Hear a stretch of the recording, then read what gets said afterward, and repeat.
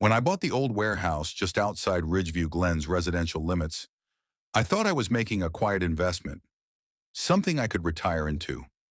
A small industrial building on the edge of town, formerly a tool and die shop, now converted into a private workshop and training space. No loud machinery, no staff, just me, my tools, and the occasional off-duty officer I'd mentor. I've served with the county police for over 22 years. Now a captain, I oversee emergency operations, tactical response coordination, and officer wellness initiatives.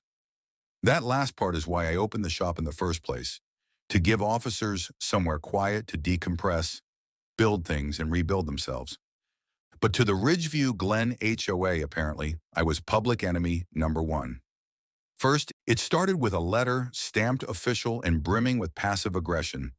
Notice of unapproved structure and unauthorized use. They claimed my building, which sat adjacent to the neighborhood but outside the residential zoning, was a nuisance and in violation of community design standards.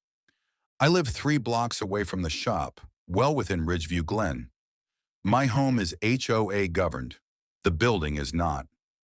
That's what made the letter both laughable and infuriating. The accusations range from noise violations to light pollution to unauthorized industrial activity. The kicker? They referred to it repeatedly as a factory. Factory, like I was smelting steel or manufacturing munitions out there. In truth, the loudest thing ever heard from the shop was the buzz of a handheld sander. I sent a formal response clarifying the building's zoning, land use approval, and the fact that it was not under HOA jurisdiction. A week later, they doubled down. 2 HOA board members showed up unannounced at my home. They brought another letter, this one threatening legal action for community disruption. One even insinuated I was using the shop to skirt neighborhood regulations by running a business. I kept my cool, invited them in, and let them talk themselves into a corner. Then I calmly walked over to my study, opened a drawer, and pulled out 2 items: my badge and a printed zoning map from the county assessor's office.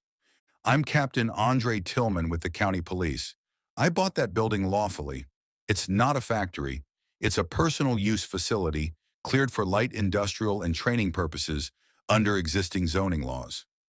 It's also outside your HOA's jurisdiction. If you'd like to challenge that, I suggest you call the county zoning board or the district attorney. I know them both. They left quietly.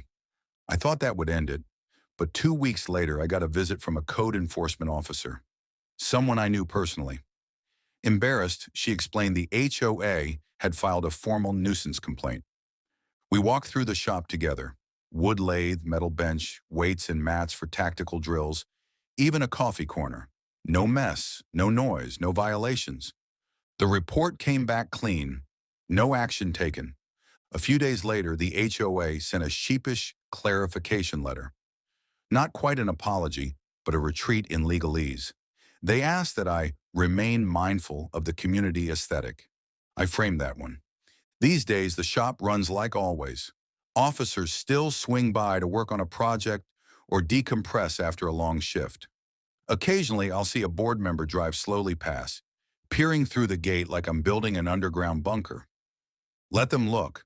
I've protected this community for over 2 decades.